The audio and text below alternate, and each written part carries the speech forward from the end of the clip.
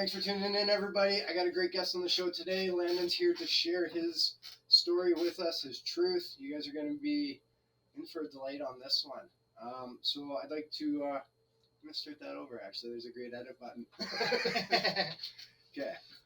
Thanks, everybody, for tuning in. I got a great guest today. His name is Landon. He's here to share his story with us, his truth. It's going to be absolutely amazing. You guys are in for a treat. You want to say hi to all the listeners?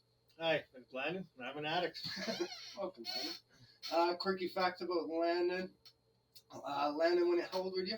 14. 14, ran himself over with a rototiller. End of his soccer career, chewed up his leg, couldn't walk for 6 months. What else am I missing on that one? Oh, got really infected, just about lost my leg. Almost lost your leg at 14, yeah. Good thing, eh? Yeah. So thanks for being here. You want to give a shout out to anybody in particular? No, not in particular. Just, I guess old friends and family that helped me out along the way. Awesome. That's it. Well, I thank them too. Yeah. I thank them too. So every episode, the way I like to get started is, what's one thing you're grateful for today and why? Just grateful for. I'm grateful for just the second chance I was given. Right? The second chance to restart my life, and the second chance to, honestly, like when I first come into recovery, I didn't think, I thought my bar was set pretty low, right? Like I thought if I could just, continue my life without drugs, maybe have a place to stay, and maybe, I thought that would be great, right? But now, I thought, everything, like a good job, vehicle, get my kids back and everything. I thought that stuff was so far out of reach, right? And I've got that stuff today, right? So I'm just grateful for that, right? Nice. Nice. You want to share with us, what was your childhood upbringing like? Well, it was, okay, well, we moved, I was born in Weymouth, Saskatchewan. We start way back there, right? 1982. I was born there. We moved out to, my dad was a rig welder. So we moved out to Alberta, chased the oil boom, and I think I was in, I don't know, 4 or 5 years old, just about hitting kindergarten there. So we moved out to Alberta, to Lloydminster, and then lived there for a couple of years, and then moved up to Bonnyville. And it's where I grew up for the most part, right? Bonnyville, Alberta. Small town, just like 2.5 hours northeast of Edmonton here. And, as far as, I have one older brother, we grew up together in the same house. And, my mom and dad worked together until I was about 16 or 17. And yes, like my growing up as a small child, my childhood seemed pretty normal, right? My dad worked out of town a lot, but my mom was always home and went to school, and parents took care of us, fed us, and everything seemed okay. It was when things, when I started becoming, getting into my teens and stuff, some things started to change a little bit, right? There was, when I was a little kid, things were pretty normal, as well. So it seemed. And then I guess then there was, there was quite a bit of drinking in my house, and smoking weed and stuff like that, in the garage and all kinds of stuff like that. And it got pretty normalized, right? My parents kind of took the approach of, if it, I'd rather have you guys doing this. If you guys were going to drink and stuff, I'd rather have you doing it here, and then we can't watch you, I guess. And then, our place kind of became the place for all of us to drink and hang out and do these things. And, it kind of got normalized, right? And it was, like I said, there was, and now I look back at it now, my mom had a drinking problem too, obviously. And, my dad as well. And then, gambling problems and stuff like that. And,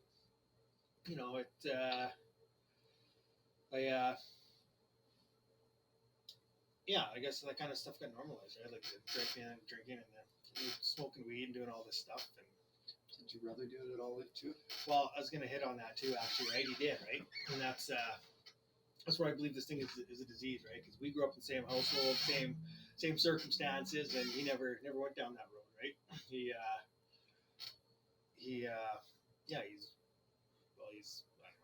don't know, what's the good word? He just never went down that road, right? He always, he always kind of had his shit together, right?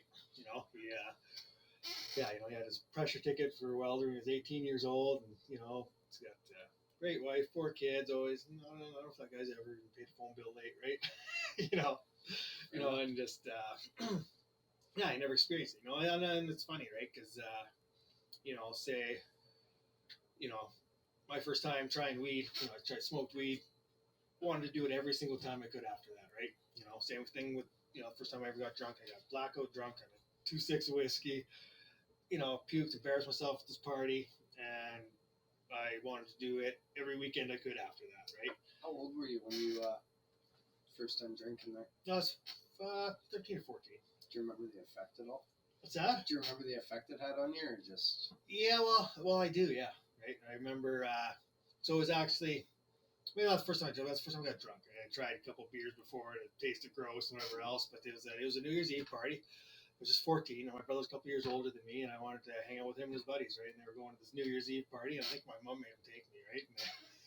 And they bought me a 2-6 of Crown Royal. And they fed me this whole bottle in shots at this party, right? And it was, I could talk with my brother and his friends and laugh and all these things that made me feel great, and I could dance, and the music was better. I remember the effect was just, it was almost like I could act how I was who I wanted to be, if that makes any sense, right? I was who I thought I don't know. I guess, yeah, I was who I wanted to be, right? And yeah, right. And then I got like hammered, like puked all over this party, passed out, and then, but yeah, and then it's funny, right? You'd think that would be an indicator to slow down or not do it again, but I just I wanted to keep doing that every time, right? After, right? And even I don't know if I had propensity for it, right? Even my first time smoking marijuana, I was at the stock tournament in Edmonton here, staying with one of my dad's friends, and we were late, right? And I went upstairs, and he's smoking a joint. He said, "Get out of here when I'm smoking weed," right? And I was like, "Oh, what the hell? The fucking garage at home smells like that an awful lot." And I knew my dad smoked pot, right then, right? And instead of, I'd seen stuff on movies and stuff before, right? So whatever, I got home that weekend. I was like, "Well, I'm gonna try this." So I went and found my dad's stash in the garage. Pitched little, went into our camper, parked in the yard, and I got stoned for the first time by myself, right? And smoked this pop can pipe I made, and that was it. And again, I sat there, laughed at myself in the mirror for an hour, and passed out. And then again, I wanted to do that every chance I had after that, right? And like I said, back to the thing about my brother. It's funny, right? He smoked weed a couple times and said, "Oh, it makes me tired and hungry." I said I wouldn't want to do that, right? And I guess we talked one time, and he tried cocaine. He's like, "Oh, I was up all night, felt like shit the next day, didn't want to ever do it again," right? Whereas me, try that stuff. That's what I want now. I try a new drug or something. That's what I want to do all the time, right? And that's the disease, I guess, right? That's the different part of that wiring in the brain, or the different whatever it is, right? And yeah, so getting into growing up, like I said, I grew up in a small town, right? And that's what you did on the weekends. You went to the bush parties, and you drank, and did all these things, and it was all well and good for a while, right? And then I got into grade 10, and then I was smoking weed and hanging out with that crowd and doing that stuff. So I'd take the bus into school or go to school, and would never go in the building. Me and my buddies would hook up. We'd go to another buddy's place. Our parents weren't home or something, and we'd hang out there all day and start, like I said, my mom obviously took a couple months, but then they realized I wasn't even going to school at all, and it was the ultimatum of either start going to school or get a job, right? And start paying some rent and stuff. So I figured, I'll get a job, right? And I didn't actually get my own job. My dad got me a job working with him as his helper, right? And then I had thought occurred to me, well, if I'm going to pay rent, I'm not going to live at home. Why would I do that? Makes sense. Right? So me and another buddy, equally stupid as I was, decided we'd get an apartment in town, right? And yeah, so we were, I think he was 18, I was 16. And I think I was 15 or 16 anyway. And so we got this house, this apartment, and of course that was the party place for everybody, right? People just show up there all the time. We'd be drinking, smoking weed constantly, and and that I went on for a while, right? I got I went, started working in oil patch and stuff, and going pipeline and things like that, and I said all my money would go to drinking and going to the bar and all this stuff, and I did have a girlfriend at that time. Her name's Allison. She's my high school sweetheart, I guess, right? And and then what happened, right? Okay, so it's kind of like the perfect storm, right? I think I was just hitting 17 or just turning 18, and just a lot of things changed, right? My high school sweetheart kind of got sick of me doing, the lifestyle I was living and stuff like that. We broke up, and at the time, it was huge. It was a big deal, right? You know what I mean? Like I look back on it now, and it wasn't, compared to all the things that have happened in my life, it wasn't that paramount, but at the time it was, right? So I was feeling all down for that. My parents were getting divorced, and I was just kind of pretty lost, right? And then, I was working up north with the guy, and we're coming home, and he asked if I ever tried cocaine before, and I tried that, right? How old were you? 18? Yeah, I was just turned 18, yeah. And so I guess I'll back it up a little bit. I tried my first hard drug when I was, I don't know, it must have been I don't know, 14 or 15. I did speed one night with somebody, and stayed up all night and did that. But didn't do it again after that for quite some time, right? But anyway, so I did this. Okay, and I was feeling shitty. Like, that's what I mean about the perfect storm. I was feeling shitty. All these things were going bad in my life, and then I tried this drug, and I made all these things I was feeling, made them disappear, right? And I made just whatever. It made me feel the way I wanted to feel, right? It made me feel different than I was feeling, right? And then that weekend carried on to a week. From that same, I tried cocaine and crystal meth within I don't know, a couple days of each other, right? And crystal meth was my drug of choice that brought me to my knees. I battled that for 18 years, right? I had some time in there between, off my drug of choice, but never abstinent off of. I would when I get off my drug of choice, I had a hard time holding the job down and stuff, doing that drug and stuff. So when I go back to work, pipeline and whatnot, I'd drink every day, right? I'd always, a case of beer at least every day after work, and living that lifestyle. So, like in that 18 years, I had, a year here, maybe 2 years where I wasn't doing my drug of choice, but I was doing drinking and doing probably every other drug on the planet, right? So, but yeah, I guess that was pretty much up to 18, right? And then things, I guess, progressively got worse from there, right? Yeah. What's your clean date today? December 29th, 2017. 2017. So we're coming up on here 5 years. That'll be 5 years after this year. Nice. Congratulations. Yeah, thank you. So, between 18 to 5 years ago, you're the same age as me. I'm 40. 35, right? So we got about 15 years to cover there. Yeah, exactly. Let's touch base on some bottoms that maybe. At what point did you realize you had a problem? Well, honestly, not as early as you think, right? There were some things in my life that obviously, I was spending my money on drugs, not spending my rent. But I never realized the problem was my problem. It was always the world's problem, or, my situation's problem, but not my problem. If that makes any sense. You know what I mean? Like I just, I could, my problem wasn't the drugs. My problem was I ran out of money. Yeah, that's my next right? question. Did you ever think, did the drugs ever contribute, or did it ever come back to be like, if I didn't do these fucking drugs, I'd be in better shape, Yeah, no, as if I didn't spend all my money, or if I did things if I used smarter. Yeah. Only like rational yeah, or something. And then that explains a lot of but that could take us probably 10 years of that rationalization, right? I didn't really, I started going to jail and stuff about my final, it's got to be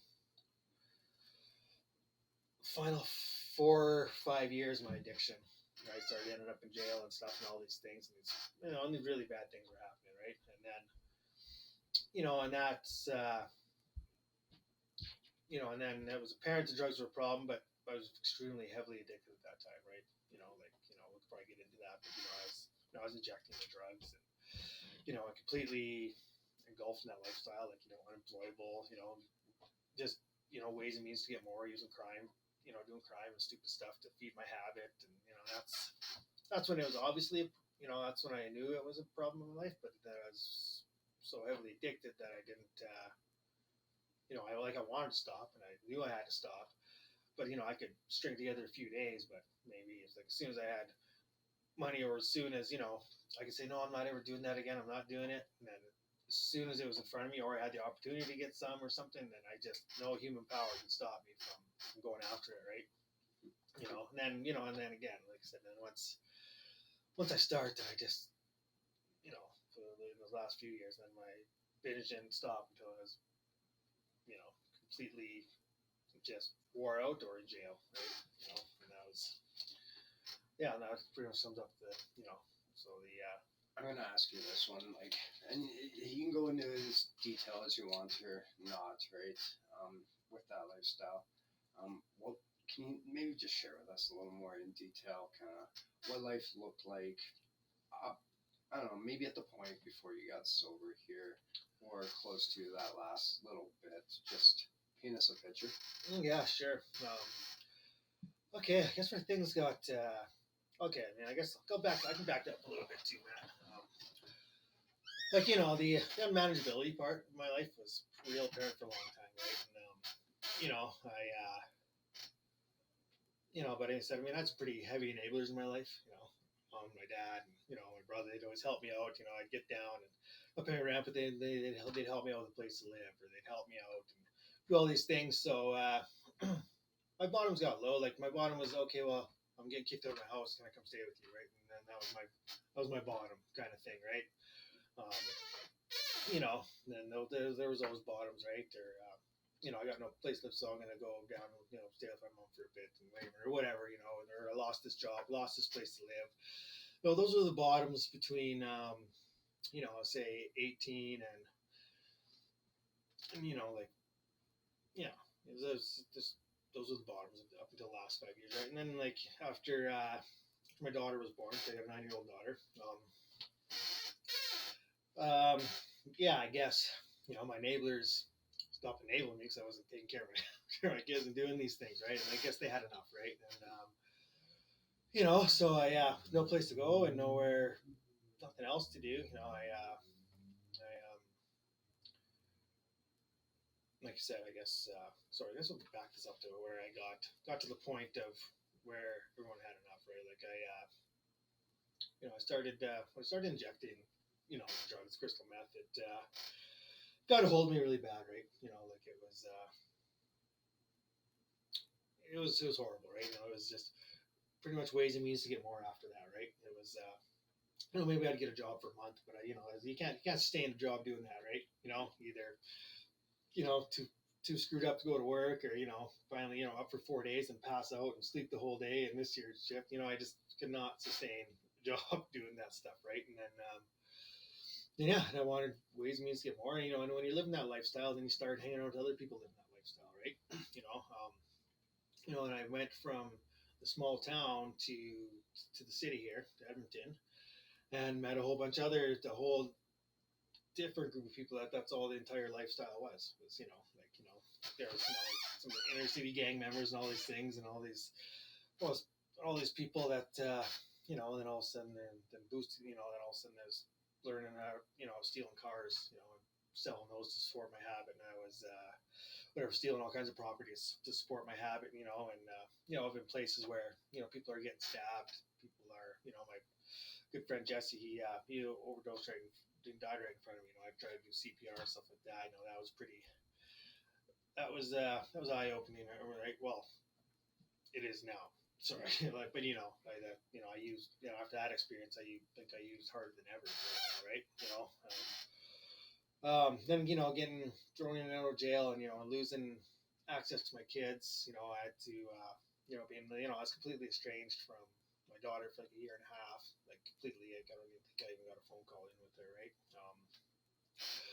and that was, and I think that's the brutal cycle of it, right? Like, I felt so, it's not that I'm hard, like, I did feel extremely shitty for that, right? But then, then I was using the drugs to make myself feel better, right? Or maybe just not feel at all, right? To just completely forget about it, right? And then, and then I kept getting, with the stolen property and stuff, I kept getting, thrown in jail constantly, right? Like, I bet you in the last 4 years of my using, I bet you, man, I had been arrested probably 15 times. Thrown in remand center probably 15. I think my longest stint ever in jail was probably, I think it was 4 months, but I mean, I definitely, in those last 4 years, I probably spent 2.5 of those years in jail, right?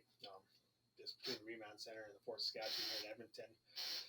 And, it's funny, right? But I mean, that's, my life got saved in jail, right? And, and it's funny, right? I have a deep respect and I got a love for jail today, right? And I do, right? And like, and because of all this, like, my family don't have nothing to do with me. My brother couldn't handle me around anymore.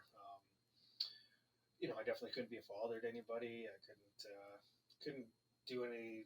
I just was no good to anybody, and especially no good to myself, and no good to the community around me. Just completely selfish and self-centered in my addiction, right? And that's where it got me, right? So and here I am today. Did you know anything about recovery or getting sober while you were in active addiction? Not really. I think it was 2013 or 2011, 2013. That was my first, I guess, run with the cops. And that's okay. Okay, it's kind of funny. Here's a quirky fact for you. So, the first time when I got injected crystal meth, I just did way too much one night here downtown Edmonton. Whatever, I thought people were coming after me. I broke into this this apartment building, and I thought, somebody was trying to shoot a gun at me, and just completely, just in psychosis, right? And so I broke through the security door in this apartment building. I thought these people were trying to come in after me and trying to bang the doors for help, and I thought people were coming in after me. I broke the glass for the fire hose. Yeah. Okay, so I got this. So I'm standing at the top of these stairs, covered in blood from breaking into this apartment building, and got this fire hose turned on. I'm standing at the top of these stairs, and of course, it wasn't these people that were after me coming in, so it's the cops coming walking around the corner. I'm standing there. There's fire hose, and it was. Sorry, what was the question? What was the question? Just if you knew anything about treatment. Oh yeah, okay. So because this experience, so I did about $5,000 damage in this apartment building. On the cops, they charged me on it. They didn't arrest me. They took me to the U of A hospital instead. Okay, I was obviously deep in psychosis. Just whatever, I was tripping out, right? And it was pretty embarrassing, right? And I thought, that whole another thing at the hospital, right? Like I wouldn't let the doctors, nurses give me anything because I thought they were trying to kill me. Whatever. It was a bad night, right? And but anyways, I got charged with mischief over $5,000. Charged with breaking this apartment building, and so I had this. This is my first ever kind of court date thing coming up, right? And so I figured going to treatment and stuff would make me look a little better, right? So I went to Henwood in 2013 and didn't take it seriously at all, right? Like I was there. I thought I was okay, right? Because I was clean off my drug of choice for 3 months after that experience. I was clean off my drug of choice for like 3 months, but I was still, smoking weed, drinking every day, right? And you get there, you do your first 2 weeks, you get the weekend out. I had some drinks and smoked some weed on that weekend. When I was out, went back for the week, and my fucking higher power was a tree, and there's these things where they're telling me about these sober living houses and stuff like that. Maybe I should do that. Checked out these meetings. Said, no, I'm not going to do that. And I got a good support network, and I'm going to do these things. And I was getting high on my drug of choice within 4 days leaving that treatment center, right? So back to the question, it was, because that didn't work for me. I thought recovery wasn't, that these media stuff that wouldn't work for me, and that I didn't need that, right? That's what I thought I knew about recovery, right? But but yeah, so it just like I said, I could always blame. Like I said, I always blame the situation, never my actual problem, which was the drug and alcohol addiction, right? And then today,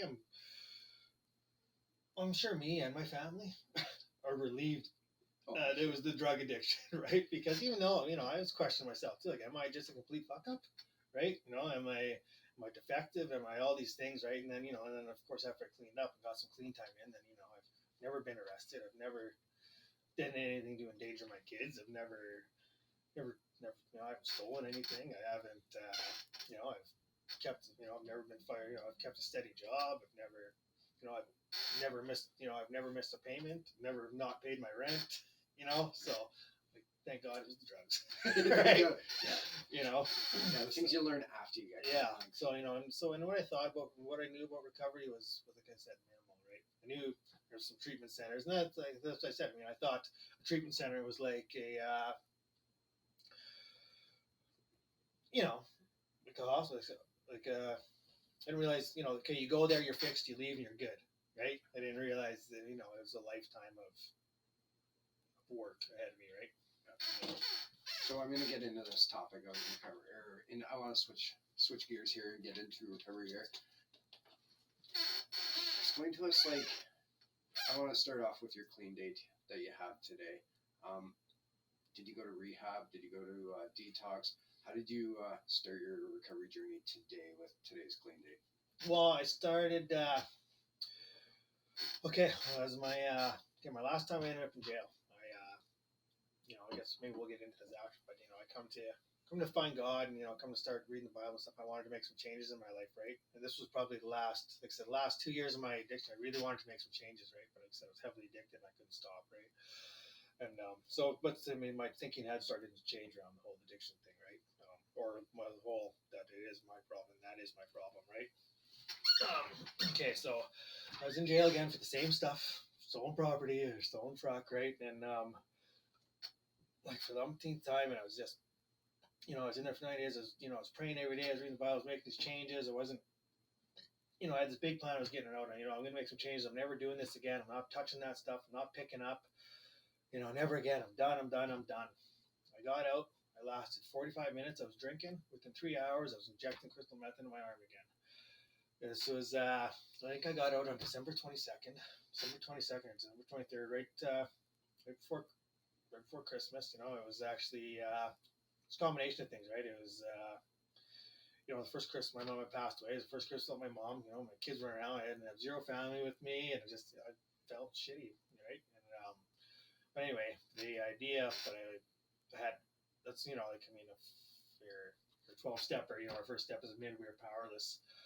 And lives become manageable. Well, the unmanageable was very apparent, right? But the powerlessness, that was the moment I truly admitted I was powerless, right? When I got out and I lasted 3 hours, I was about, that same night, I was in the bathroom myself, and I looked in the mirror. I said, when I words myself, you're lit. Like, as if you couldn't, really, it's like 3 hours and you're doing this again. I was right back, and I just, but I knew I was done, right? And then, and then at that moment, I tried, I was all high. I was trying to get myself into a treatment center on the computer and stuff. And I just, I tried getting myself into a treatment center for about a week, and I just couldn't, right? And then I just was continuously using for that week and stuff like that. And I just gave up, and I called my dad one night. I just was done, man. I was just walking. I don't know where to go. It was like 30, 40 below, December 28th. I said, Dad, can you come pick me up? Can stay at your place tonight? And just take me to detox in the morning. And that was it, right? And I heard about the Salvation Army, this transformations, 5-month residential treatment program for men that's at the Salvation Army here downtown Edmonton. But yeah, I'd heard about, like, a lot of guys in jail were getting released to that, getting treatment bail and getting released to that thing. So I heard about this place, and actually, good friend Kyle Norgard, he is, I knew he was going there. I ran him inside, and so I had this idea that that's where I wanted to go, right? And so I got in there from treatment, and I just, I know I heard you ask some people on another podcast about, your favorite quote or whatever, right? And this one in the big book, it's at the end of the spiritual experience. It's like nothing. paraphrasing here. Nothing will keep someone in everlasting ignorance. Well, give me 1 second, guys. Let's see.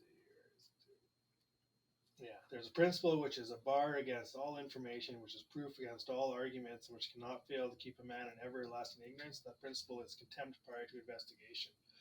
And that's a story about. So basically, I always had contempt for all these things I've never even tried. Right, that's contempt for the Bible and religion and church and all that, and everybody that had something to do with it. And but I've never even read a book in my life.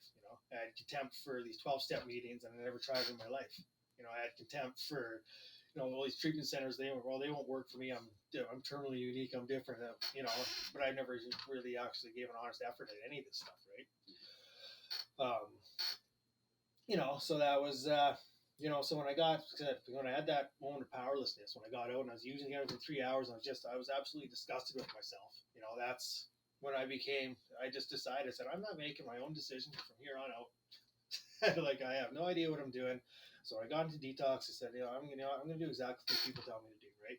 I got into treatment, and then I said, I'm going to do exactly what these people tell me to do, right? And I did. I did. I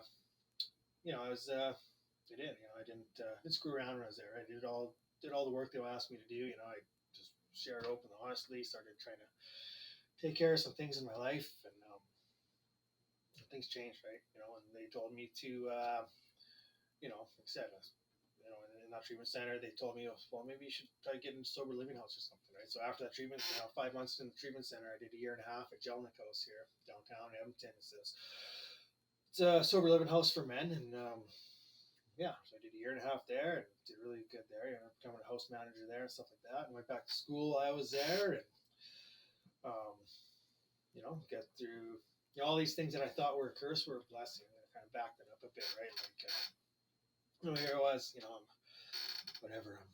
35 years old, not a dime to my name, and I own treatment with a backpack full of clothes. I'm on government assistance on welfare or whatever. They were paying my rent there, and at the I think I had like $250 a month extra income, kind of thing, and all these things that I thought were, was killing my ego, but all these things were a blessing in disguise, right? So because I was on that, I got to, I don't know if we can get into the kids thing here a whole bunch yet, but like I said, I had to go to court to get the chance to see my kids and deal with a bunch of stuff. But because I was in such a spot in my life financially, and I wasn't working all the stuff, so it ends up I get to I guess before I got into treatment and before I got into recovery and stuff like that, I want to do these things, but I'm still using, but there's no way I can afford to pay a lawyer. And all this stuff seems so far away, but because I was in the spot I was in, then I got a free lawyer through legal aid and all this stuff, and all these things were falling in place for me that are just, as long as, again, if I just stayed out of my own way and just kind of let things fall in place, things were working out for me, right? So I got to get all this initial court stuff dealt with, with a free lawyer and all this stuff. I got to end up start seeing my kids, and it was, everything was a blessing in disguise, right? Talking about having to get out of your comfort zone, like, I'm sure that first year and having to relearn things and everything, like, how difficult, and would you have to tell yourself to, like, get out of your comfort zone or force yourself to, what was the word you just used? Contempt. Like, how did you force yourself to do the stuff that maybe you were unsure of? Well, I just honestly, it all goes back to, me finding God in jail and reading the Bible, right? That experience for me, because for whatever reason, like, I was a self-proclaimed atheist, right, and all these things, and like I said, I never even read anything, and I knew nothing about it, right? And then I picked this book up, and the first time, I had a spiritual experience, right? I felt a spirit come over me, and something changed, right? And my thinking started to change. I was able to accept things, and I was able to know that things were going to be okay, right? And I was able to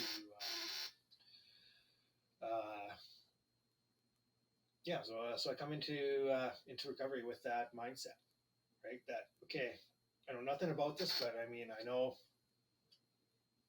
there's God out there. He's leading the path for me, and if I just stay out of the way and try these things, because at that point, right, like, honestly, like I said, these things I told you, I had nothing, completely unemployable, didn't know what to do with my life. And he said relearn, right? Like honestly, like I never learned in the first place, right? I was learning for the first time, right? I wasn't, I never, yeah, I guess I've, lived on my own and done these things and whatever else, but it was only a matter of time until I screwed that up, right? Or I didn't pay my rent because I blew all my money or lost my job or whatever it was, right? Like I never actually learned to have stability in my life. I never learned to actually be a productive member of society. It was always just me, I guess, right? All the time, right? And it was just, and of course I thought I knew what I was doing always, in all those other years, but I just came in with the mindset of, okay, well, all these people here are, like what, okay, let's use this for an example, right? When I first started going to the rooms, into the meetings and stuff like that, I just decided, of course, all the slogans seemed cheesy at first and all this stuff, right? And whatever else, right? And then I just said, what? I'm in the sober living house. I'm doing fuck all else anyway. I gotta do at least these meetings, and I'll just check it out. And then the thing occurred to me. I was like, okay, well, these people aren't gonna come here and lie to me every day. Why would they, right? And I just, I started to trust people, right? I started to trust that. Well, at first I lost complete trust in myself, so then I could open the door to trust other people that maybe, that have done this before, right? And that's something like I said, I always thought I knew everything. I knew it was best for me when obviously I didn't, right? And that's what changed, right? And that's, like I said, the powerlessness and the complete, utter just giving up on myself in my own ways. Like, I guess it's a paradox, right? Because I gave up on myself, but at the same time, completely empowered myself at the same time, and it was amazing, and that's what changed. I just decided, I don't care what people think. Like for some reason, like why do I care if people know I'm in treatment or care if I'm or that I go to these meetings? Like, because I'll walk around Walmart with my lips sticking to my teeth, stealing shit. But I'm embarrassed if these people know that I'm in treatment or that I'm in recovery. Like, I can relate to that one. Like at church, though, like I go to church every Sunday, and putting my hand up like during worship and stuff like that. I was always so scared because I look around like, what are these people gonna think of me? And I'm like, they're the same people as me. Like we're there for the same reason, and half of them got their hands up. So like, why are they gonna judge me if I? Yeah. So now I kind of start putting it up when I feel it, and not care about being judged. Yeah. And even today, like one of my gratitude things was, I try to do a gratitude every morning, or what am I grateful for? And today is, I don't care what people think of me, or I don't need people's approval to feel okay for myself, right? Yeah. Well, exactly, and that's where you always hear things like waiting for the miracle to happen and stuff like that, right? And that's about doing the work, and these things will happen. And that's, again, all this shit seems cheesy to me in the beginning, right? But now that it's happened, I understand it, right? Like it was, like I said, I literally, like I didn't feel like when we first started going to meeting, I always thought these people were recovery rock stars, right? Or these people had all this clean time, and I thought I had nothing to offer these people. I thought I didn't fit in again, right? I thought, I think a lot of it was addiction. A lot of it was always, I always kind of, a lot of a struggle to fit in anywhere. And all of a sudden, then doing those drugs and stuff is what connects you, right? And I think that's still true today, right? But, but today it's the recovery from that's connecting with people, right? As opposed to, still needing that connection, right? But yeah, I just, and I share that with my sponsees, and I share that with, I go, I speak at detox centers and stuff, and, talk to the newcomers and try to, convince people that this is a better way of life, I guess. And I always make sure I share that, I'm doing a panel or like a speaker meeting or something, is that I try to drive that point home of, it's going to be uncomfortable, guaranteed. Like you're going to be uncomfortable getting there, but power through that. Just keep showing up, and then meet a few people, and it will change, right? And it will, because that's true, man. That's one of the greatest tragedies of it, right? Is people feel uncomfortable, but they don't belong. But it's just, you gotta give your chance, give it a chance, right? And it will, right? I was 21 when I came in, right? And a lot of the old boys, lost the house, lost the family and stuff like that. Well, I never had any of that shit to lose. So something I tell today too is similar to that is, learn to identify and not compare. Like, you have to connect where you can and then leave the rest, right? Like, as soon as I start comparing, I'm different, right? You know, and exactly. And that uncomfortableness, I tell people, like, I encourage it. You know, like, if you hear anybody with any clean time, you see how uncomfortable they had to get where they grow, right? Like, we don't grow in when we're comfortable and not doing shit. Like, the growth comes from that willingness to get uncomfortable. Yeah.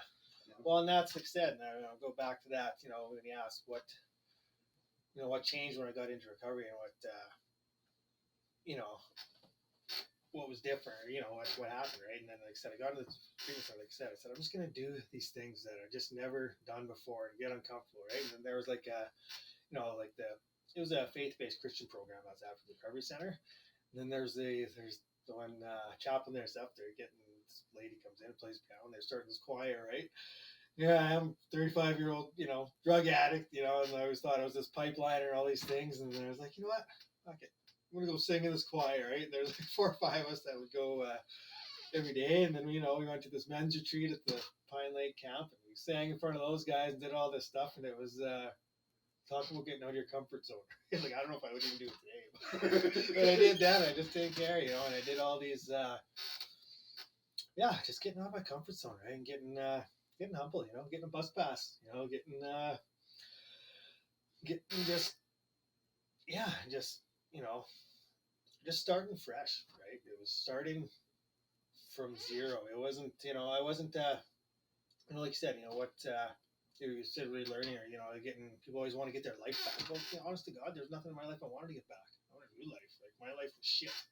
I don't want that back, right? I want something different, right? And that's, but now I was completely starting fresh. You know, I was forgetting everything I thought I knew. It was being open to try new things. You know, doing things when you don't want it. You know, you always hear that. You know, it's 2 times you need to go in a meeting when you want to and when you don't want to, right? And I understand that today too, right? You know, so many. You know, and I have used that. You know, when I'm feeling shit, I'm having it bad. Like you said, you know, like in that first 2 years, man, a lot of heavy stuff was going on, right? Like, of course, with my kids, you know, a lot of unknowns, a lot of stuff going on, and a lot of, you know, like I said, not every court date went my way, but if it's true, though, but instead of sitting there in my shit, feeling like shit, and going, just, you know, and raping and whining, I would just, you know, I feel like not doing this anymore, so I'm going to go do it.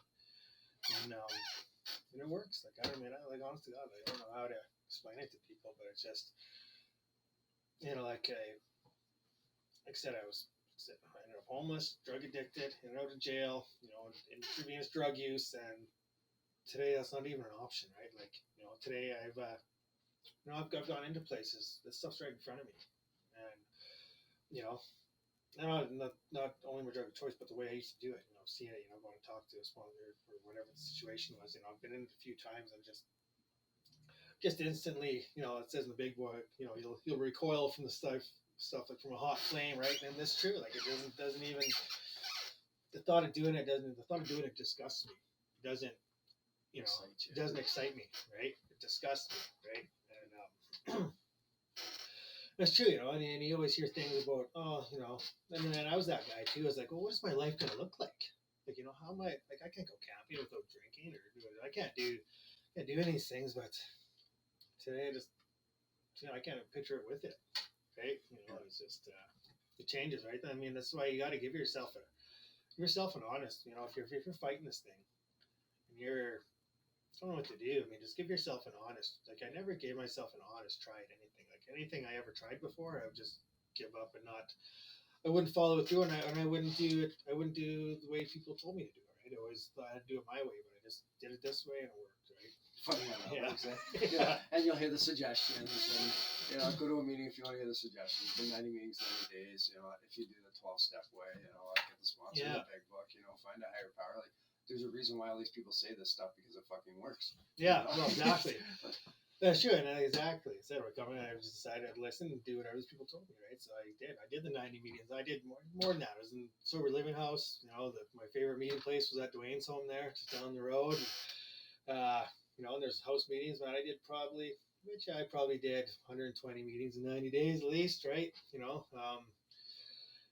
and you know, like I said, I got comfortable because I started chairing some meetings. I took some other service positions within CA, and I still hold some service positions today. Go to meetings, sponsor people. I did all those things that they told me to do, and it worked. You know, I keep God first in my life today. You know, yeah, it's amazing, man. Right? It's a miracle. It really is, right? I got a question for you. So you spent about a year and a half in treatment. What did you have to put in place before getting out? Well, lots of things, man. Like I had to, like I said, I guess I'm kind of lay it out like this. Okay, so after treatment, my plan was the sober living house, right? My plan was to do what they asked of me there, right? And my plan leaving there was okay. Well, the only plan left is what I learned at the sober living house and what I learned in these meetings and what I, you know. So that's for me. That's you know, obviously putting God first. You know, meetings. You know, keeping a sponsor, and becoming service and work with other people. You know, and I had to get, you know, obviously, you know, I got my I accessed some.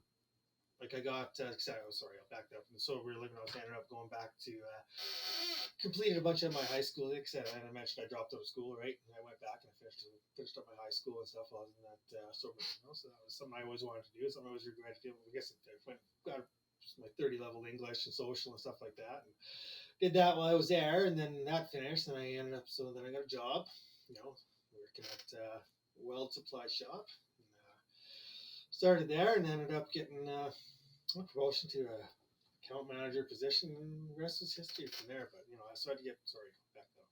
I'll get back on point here. I started to get shelter in place. I used a program with the George Spady Center, the Detox Center, as Housing First. You know, they helped me out with first month's rent and damage deposit and stuff like that. And I got took advantage of that. Got a 1-bedroom apartment when I got out of there and maintained that for a year. You know, moved into a house from there. Got you know, I wanted more room for the kids and stuff like that. And I kept that place for a year. Then I moved and I ended up renting the upstairs of my sponsor's house off there. So I got a question here. Sober living house. When you talk about that, was that like kind of an introduction to the real world, or was that strictly like just recovery focused, almost like a treatment center? Well, it wasn't a. Okay, it was a sober living house, but it was more structured, right? There was a director there. There was, you know, they're required to do these things. It was 17 people in one big house, right? You shared a room with somebody. They did have somebody that cooked there for you, right? You know, 5 days a week anyway, right? On the weekends you're on your own. And it was, yeah, it was a little more structured, right? Very recovery focused, right? Could you work like a real job, or did you have to strictly focus on your recovery? Oh, you could work a job. Yeah. Okay. Yeah, but I mean, you still had to fulfill. You know, There's a house meeting to be at this night. You still had to be doing your meetings, and that was kind of. I guess more like a transitional house kind of thing, right? But it was a great place to do that at, right? You know, it wasn't. But yet, so you don't have to work, but you had to be doing something. You had to be going to school. You had to be either volunteering somewhere or doing something with your time, right? You can't just laze around there all day, right? It's recovery and also, you know, working on building your life, right?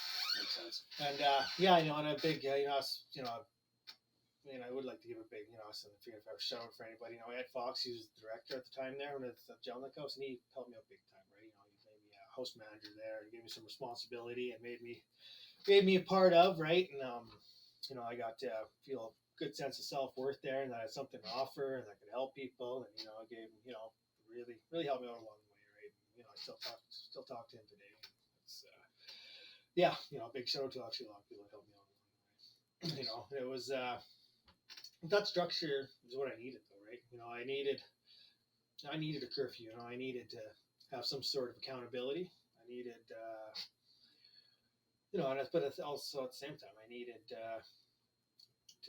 you know, do these things like, you know, these court date stuff out with the kids, and you know, trying to, you know, what am I going to do for work? What am I going to, you know, figuring out, you know, essentially I was there for a year and a half, figuring out what I'm going to do for the rest of my life, right? Or how am I gonna survive for the rest of my life? You know, anytime before on my own, it was a wreck, right? You know, left to my own devices, I was always a wreck, right? And I just, you know, and I started. Even just I couldn't even back it up for me. This is, like I said, when I said I had to I didn't have to relearn. I had to learn for the first time. Like even, paying. I've had obviously I had phones and stuff before, but whenever I just totally go delinquent on my phone bills and stuff to get hookups, get paid to go or whatever, all these things, right? So I couldn't even get a phone when I got out of treatment. So my dad got me a cell phone on a plan under his name and stuff like that. And it's a $63 plan, but I had to, I only had what I said, $200 or something disposable income every month, right? And I had to, I had to pay that bill out of there and everything else. And I just, it's a big thing for me paying that bill every time. A year for 2 years while I was there, it just started slow, right? And I just started being, having a little more integrity and being responsible for myself, right? And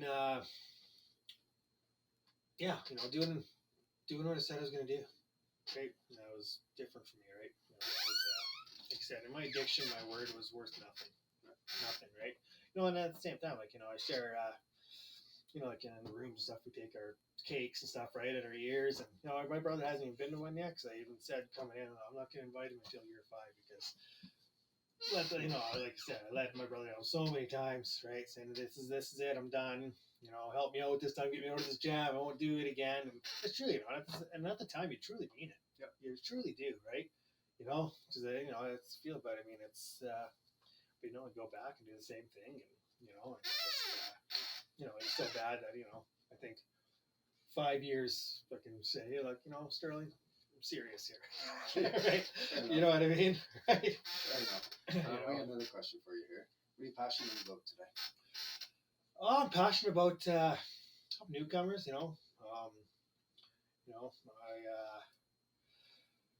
Passionate about God. Passionate about helping people find a high power. Finding God. Yeah. I'm passionate about being a good role model and dad to my kids.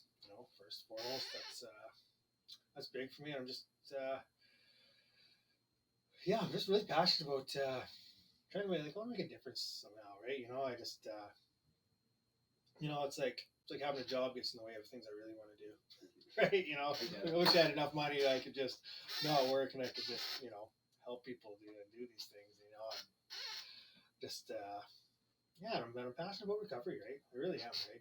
Like I said, I've been taking this, I'm training to become a certified recovery coach, this Recovery Coaches of Alberta thing, and she got this job offer coming up to work as a recovery coach at the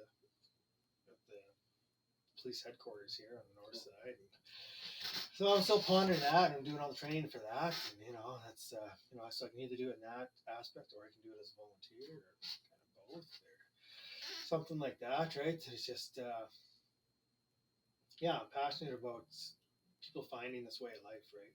Because it just breaks my heart to see people living in it still, right? And it's so hard because it's because you fight yourself, right? Because I think it's weird, right? Because a lot of people helped me out along the way, and little tidbits people said, kind of got me going to where I was going. And so all you can do is plant a seed, right? It's tough. I mean, it's tough to sit down with somebody that's in active use, and especially if you're using hard drugs and you're if you're doing fentanyl and heroin, and there's nothing injecting this stuff into. Sit down with somebody and try to reason with that person and try to get some help. It's man, you're just planting that seed, right? It's not that.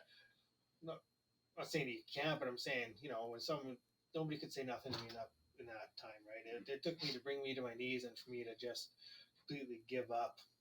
To desperation. Yeah, desperation, the gift of desperation, right? And just it's so tough, right? And so and it's hard to. That's hard, be faithful, and then be worried fucking sick for my kids growing up right now too, right? Like I said, I got a 5-year-old little boy, 9-year-old little girl, and I just, what does the future hold, man? Right? It's this stuff's not getting any better out there, and it's I just teach mine today, like how to be accountable and responsible, and and one of the favorite things I like to tell people who talk about maybe wanting to try just to experience it. It's like, well, what if you like it? Then you're fucked, because not nobody fucking imagined to be a crackhead freaking sleeping on the side of the street. Like, that was not a goal of anybody I know, right? So, No. you know, like, none at all is better than a little. If you don't know, you'll never have to chase it, right? Like, Yeah, like, exactly. why do you want to know, risk the chance of fucking loving it, and then be sleeping on the friggin' side of 118? Yeah, you know, exactly. Like, nobody wanted that, right? Like, Yeah. first time they did the fucking drug and loved it.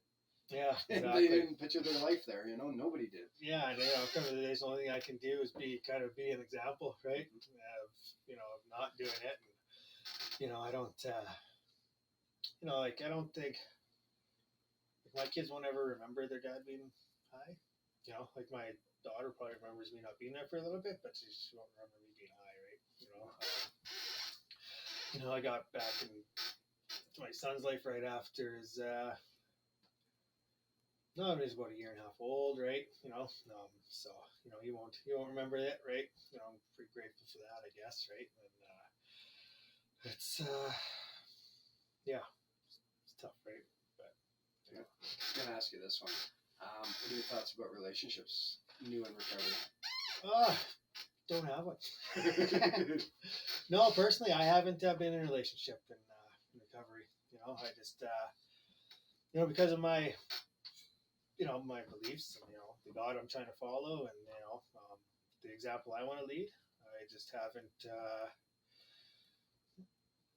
Honestly, okay, I don't.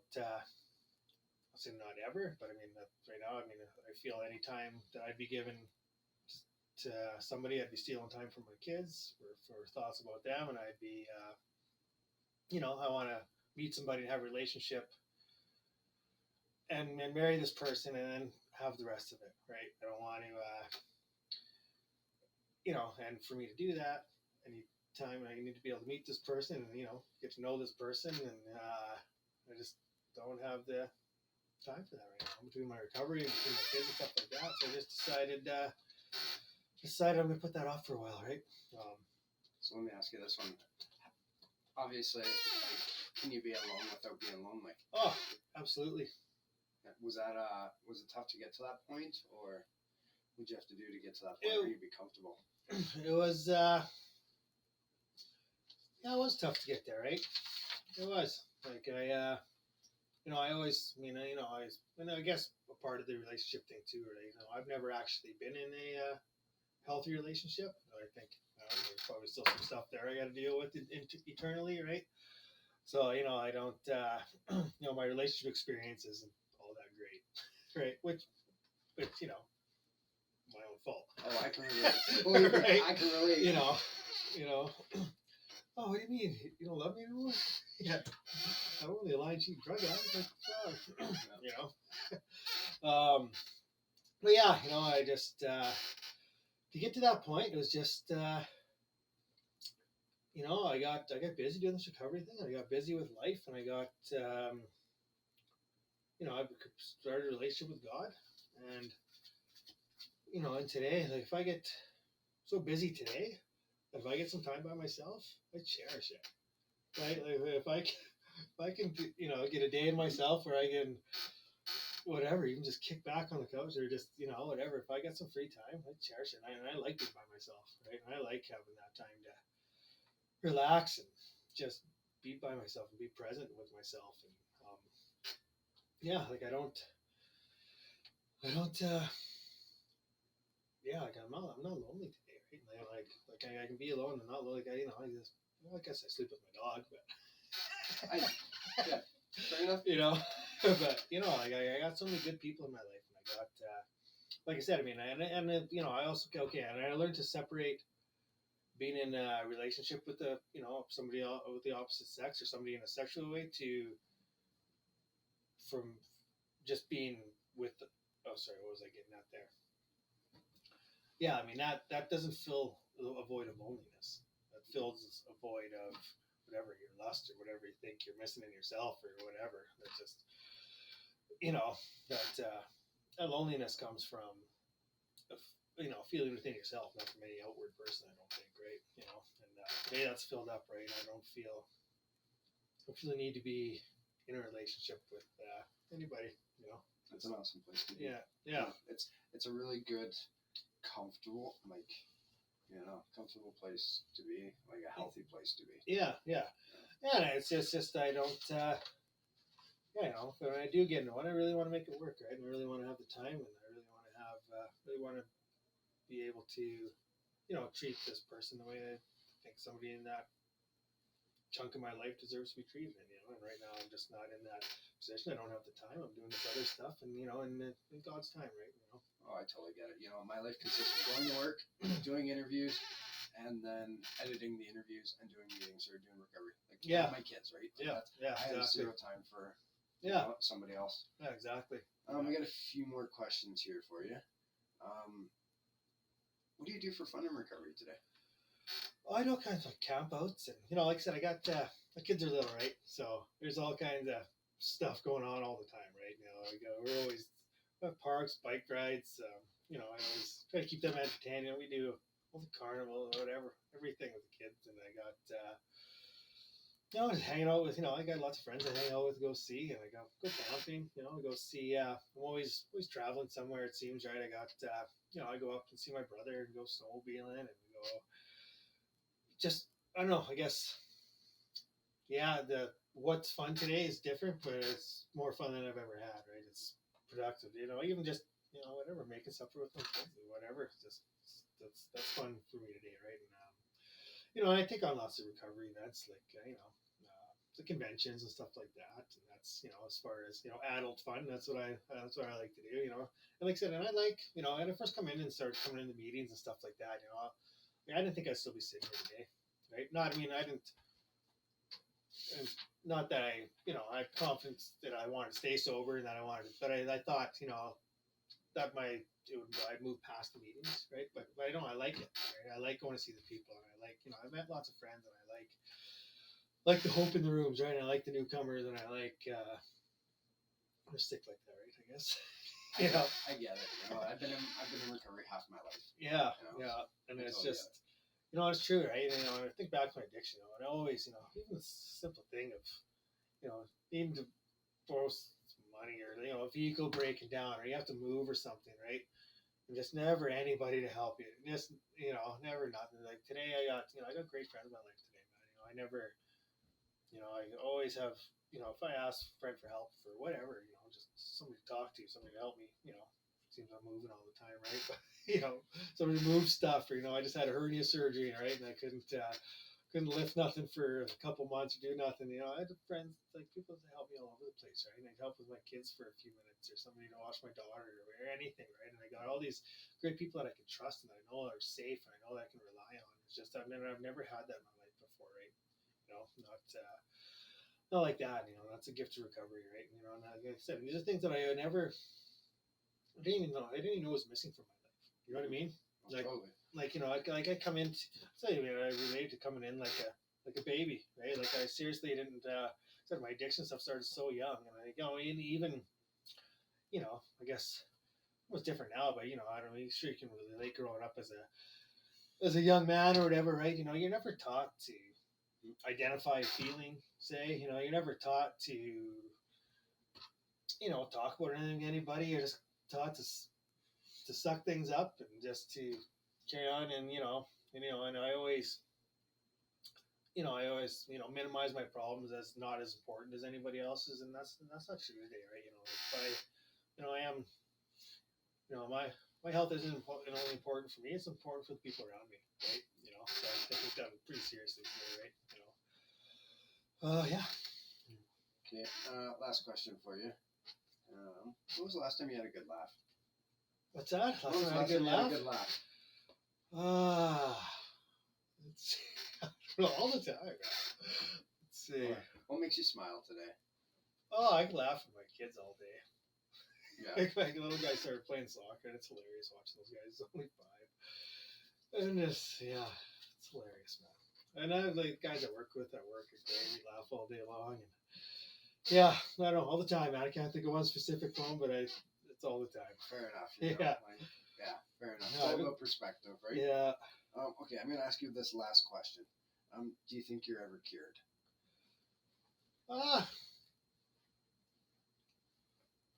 Or what does the word cured mean? What does the word cured mean to me? Well, No, I'm not ever. As long as I don't ever touch anything again, I'm cured. Right? I'm cured from that obsession. I'm cured from the negative effects that drug was doing in my life. Maybe not. Maybe I'm still not mentally there.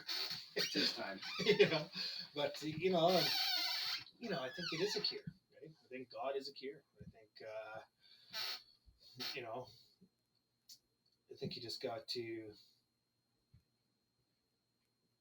but I said, the drug's the disease, and this is the cure, right? I don't know, like there's the disease is in remission for sure, right? I have heard people share often about being a recovered addict, and it does say that in the big book that you will recover, and so I do believe it. I don't, but again, I don't ever say never. Even in the in the beginning, it was I couldn't wrap my head around forever. Okay, I couldn't. I could not wrap my head around never drinking, never having a beer, never smoking a joint. Of course, in the beginning, there's a lot of I think about that a lot still, right? I think about, it'd be nice to, go camping with my brother and, at least have a beer one day or all these things. And so I took forever off the table in the beginning, right? I said, okay, I'm going to make it to the treatment center. So, okay, you know what? I'm in this sober living house. I'm going to make it through this. Okay, I can't use here. I can't do that. And then, okay, I'm going to make it through this year. And I really want that 2-year chip. I really want that. I'm going to make it through there. We talk as a 1 day at a time thing, right? And it's, it is, right? And, today I'm a whole lot more confident than forever. I'll tell you that, right? But I still don't try to think about it forever, ever. I don't. I just think this is going great, and I'm not gonna, do I know if I was to drink today, would completely fucking destroy my life? I don't know that for sure, but I'm not gonna. But I know that I'm not gonna try. I know that I'm not willing to risk it. I know the life that I have today isn't worth losing because I want to, feel a buzz one night. You know what I mean? Oh, I know. Believe me, I do. Like I said, I've lost, like my cousin, he passed away of a fentanyl overdose in Red Deer, about a year into my recovery, and lost some friends. There's people dying all around us, man, every day, right? We lost a few more people here in the last couple of weeks, right? I'm sure you've seen, and probably know the people as well, right? And just, I don't want to go out like that, man. I'd rather want to keep going, right? I want to be a strong person in the recovery community to be an example, right? And today we make, I am a role model. You are a role model, right? And I think people need to take that seriously, right? Yeah. I think,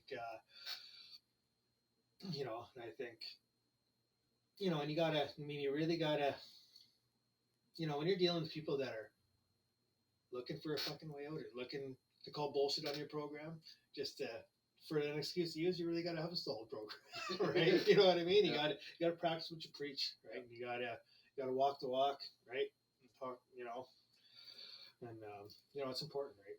Awesome. Well, I think that pretty much wraps us up on time here. What's something you want to leave with the listeners? Share something with them that we may not have chatted about yet.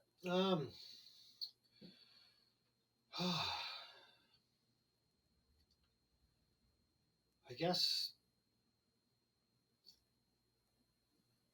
just be open to anything that there's recovery thinking throw at you, right? And try some stuff. Right? Maybe not everything's for you, but try other things, right? And don't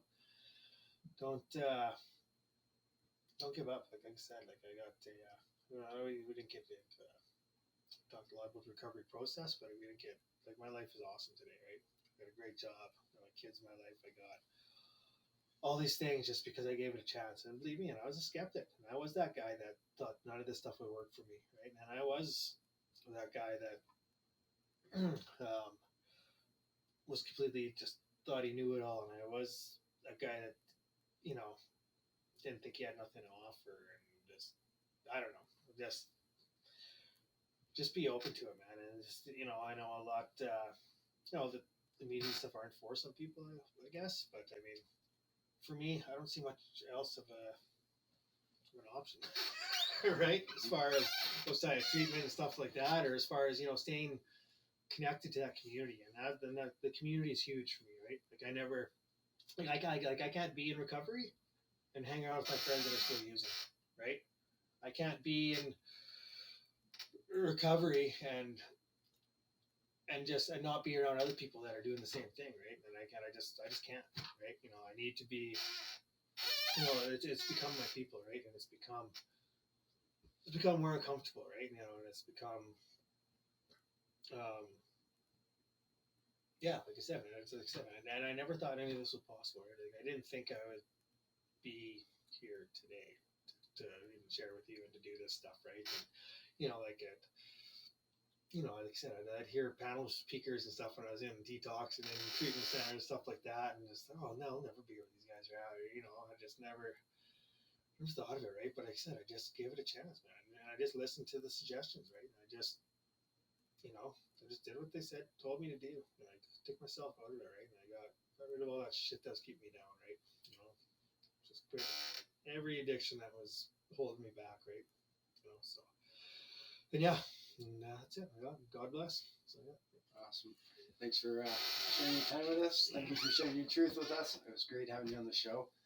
And for everybody else out there listening, you know, I'll leave you the same way I leave you every episode. Make lots of memories, take lots of pics, and show the world your smile. Thanks for listening. Yeah. Thanks, Matt.